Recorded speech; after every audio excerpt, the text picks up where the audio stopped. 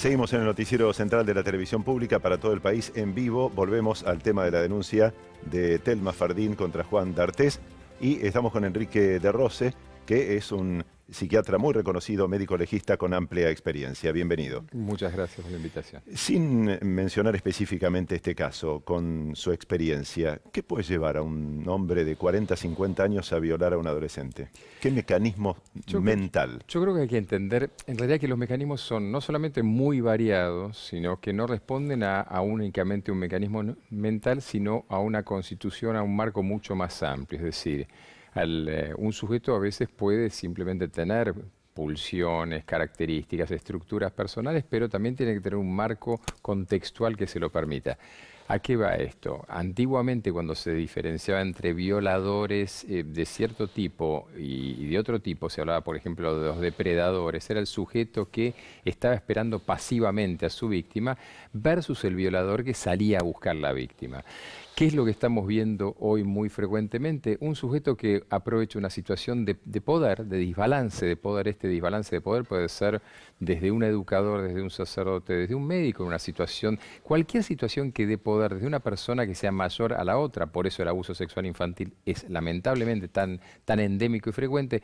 ¿Por qué se da en las familias? Y lamentablemente porque justamente esos chicos menores están enclaustrados, están encerrados. Entonces, el primer factor es que hay esta situación de desbalance de poder en la cual el sujeto está de alguna manera garantizado y asegurado que va a tener una preeminencia, que es de alguna manera impune.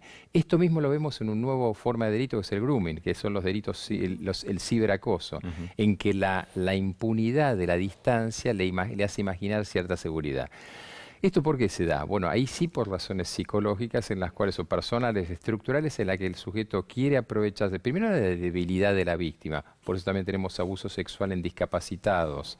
La otra, la debilidad esta puede ser tanto física como contextual, como psicológica, como de todo tipo.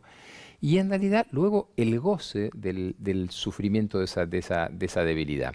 Por eso a veces hay que no confundir que el abuso sexual no es, el motor no es la sexualidad, sino que el motor es el dominio, es el poder sobre ese otro ser indefenso. Por eso se da niños, mujeres, ancianos, discapacitados, y ahí uno empieza a entender cómo obviamente luego se instalan los factores que tienen que ver con un sujeto que es carente de empatía, que le importa poco o nada las emociones del otro, que obviamente no se pone en el lugar del otro, sino que se pone en la necesidad de sacarle algo al otro. Claro. Y más allá de estos detalles que está contando, digamos, cuál es el goce que busca, en definitivas, ¿tienen algún aspecto en común todas las personas que sean abusadores o violadores? Bueno, un poco es esto, el central es la constitución en la cual ellos crean una eminencia de poder, de diferencia de poder. Por eso cuando se instala la ley es tan importante, por eso la denuncia es tan importante, porque en algún sentido es ese poder que da el secreto o la ausencia de denuncia o la ausencia de un marco contextual que lo inhabilite, es lo que él procesa. Pero digo, algún aspecto que le permita a la otra persona saber que está ante la presencia de una persona que puede tener cierto desequilibrio para terminar siendo un abusador o un violador. Ojalá fuese así, esa es nuestra fantasía de encontrar el fauno o el sátiro de la mitología, que aparezca un sujeto con cuernos malo y... En realidad, ¿qué pasa? Es quizás todo lo contrario. Es un sujeto confiable, es un sujeto que justamente utiliza este sistema de atrapar a la víctima en una fantasía colectiva que tenemos, que el sujeto que puede ser amable, bueno, comprensivo, por eso decíamos antes, educadores, clérigos y demás, están sobre representados en esto, porque de alguna manera, quizás la característica, si yo tomara esto, es el sujeto del cual no se espera.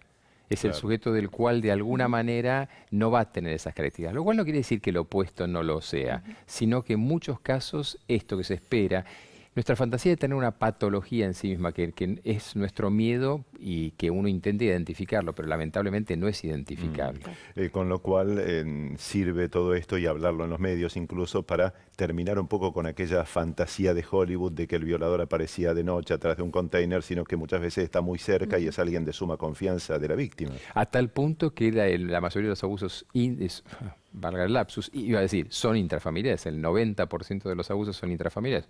Ustedes escucharán las noticias o leen y publicitan las noticias en las cuales se habla muy frecuentemente que el padrastro hace esto. Yo estaba mirando algunos casos en los que me ha tocado intervenir, era el abuelo sanguíneo, el padre sanguíneo, el padrastro. Es siempre esta cuestión en la que no es que aparece alguien de afuera. El fenómeno ese de la violación es el que decía al principio, eran por ejemplo las violaciones que se dan en periodos de guerra y demás en que un sujeto viene, o violaciones que están en el concurso de otro tipo de delitos, ¿no? En el que, por ejemplo, robo, asalto y demás, y que sucede a su vez en la violación. Apelando a sus dos funciones, tanto de psiquiatra como de médico legista, en este caso, cuando una denuncia pasa después de tanto tiempo, no me voy a, digamos, a focalizar en esta denuncia puntualmente porque hay datos en Nicaragua, pero ¿cómo se puede comprobar que realmente haya tenido una violación en la persona? Que es lo que muchos están diciendo en este momento, digamos, muchos terminan cuestionando que la chica tardó 10 años en decirlo y no al victimario. En este caso. Bueno, primer punto sobre esto, y es muy importante, y por qué la difusión en los medios, es que nosotros gozamos en la Argentina de una nueva ley, se llama la Ley Piazza, de hecho, en la cual se suspende el periodo de denuncia, es decir, no prescribe hasta que ¿Por qué es esto? Porque una persona puede haber sido abusada, violada y demás, en una instancia en la que no tiene la capacidad ni la maduración ni la posibilidad de hacer la denuncia. No se denuncia cuando se quiere, sino cuando se puede. Claro, lleva un tiempo de proceso, de procesarlo para poder y hasta de también. proceso tan simple como poderlo expresar en palabras. Es decir, yo atendí, por ejemplo, siempre recuerdo un caso que una persona me dice, yo pude denunciarlo cuando me di cuenta cómo se llamaba la palabra del que me habían hecho. No tenía la palabra para usarla. Y segundo, ¿cuáles son las formas probatorias?